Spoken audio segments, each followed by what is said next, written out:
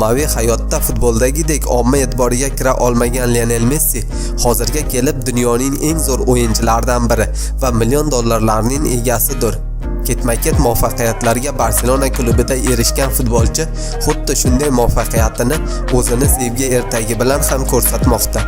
Lionel Messi yoshlikdagi sevgili bo'lgan Antonelli Roccuzzo bilan nikohdan o'tgandi. Bugungi videomizda sizlarga 10 yoshdan beri orqasidan yuguradigan yoshlikdagi sevgisi haqidagi qiziqarli hikoyani e'tiboringizga taqdim etamiz. Lionel Messini hozirgi xotini va bolalarining onasi hisoblangan Antonelli Roccuzzo xuddi Messi singari Argentinaning Rosario shahrida dunyoga keldi.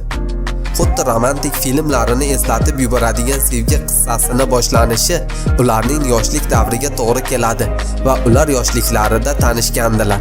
Messini yaqin do'stini qarindoshi bo'lgan Antonellini ko'rish uchun Messi do'stini bahona qilib tez-tez ularni uyiga borib turardi.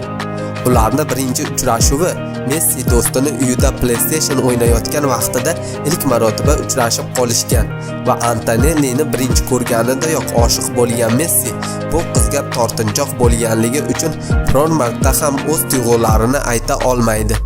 Messi tuyg'ularini ifoda eta olmagan bo'lsa-da, Antonelli bilan do'st bo'lishni uddalay olgan va bu ikki do'stlar Messi Argentinaga qaytgan paytlarida doim birgalikda vaqtlarini o'tkazishgan. Vaqtlar o'tib Messi yashil maydonda ko'rsatayotgan fantastik o'yinlardan keyin Barselonaga transfer bo'ladi va bu ikki yaqin do'stlar bir-birlaridan ayrilishlariga majbur bo'lib qolishadi va hatto ancha vaqtgacha gaplasha olishmaydi. Kundan kunga yashil maydonda yulduzlashayotgan Messi faqat TVlarda o'ynayotgan futboli bilan tillarga olinardi xolos va hech qachon Ronaldodek yoshligini qizlar davrasida disko klublarda o'tkazmasdi. Messini bunday zerikarli hayotini o'zgartirgan Barselonaga mehmon bo'lib kelgan yoshlikdagi sevgisi Antonelli Roccuzzo edi. Xuddi maneken singari go'zallashgan Antonellini ko'rgan Messi ko'zlariga ishona olmaydi va bu qizga qanchalik darajada oshiq bo'lganini yana takrordan xotirlaydi. Messi Barselonada forma kiyarkan, Antonelli esa o'sha vaqtlarda tish doktorligiga o'qiydi va keyinchalik o'z sohasida muvaffaqiyatlarga erishadi. Ish uchun Barselonaga kelgan Antonelli Messini ko'rishi bilan unga bo'lgan yoshlikdagi tuyg'ularini xotirlaydi va bu ikki do'stlar qisqa vaqt ichida sevgi ertaklarini boshlaydilar. Sevgilarini boshlaganliklaridan oz vaqt o'tib, Antonelli Messini oldiga Barselonaga ko'chib kelishga qaror beradi. Birgalikda yashagan bu juftlikni bir yildan keyin birinchi farzandlari Tiago dunyoga keladi. İlk farzandlari dunyoga kelganidan keyin 3 yil o'tib, ikkinchi farzandlari Mateo ham baxtli oilada dunyoga keladi. Baxtli hayot kechirishlari va bir-birlariga bo'lgan sevgilari uchun bu juftlik baxtli bir hayotni kechirmoqdalar. 2008-yili Messi va Antonellini 3-farzandi ham tug'ildi.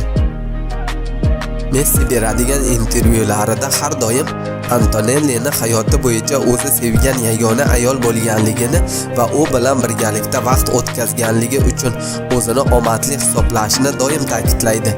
Bu sevgi ertagini yana ham mustahkamlashga qaror bergan bu juftlik 2017-yilda Ispaniyadagi saxovatli bir saroyda nikohdan o'tishgandi.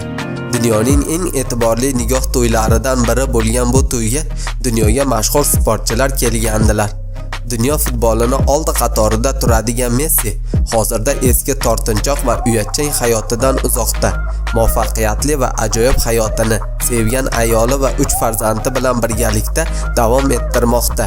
Messi qanchalik darajada dunyoning eng ko'p pul topadigan sportchilardan biri bo'lsa-da, buni yashayotgan hayoti bilan hammaga ko'rsatib qo'ymoqda.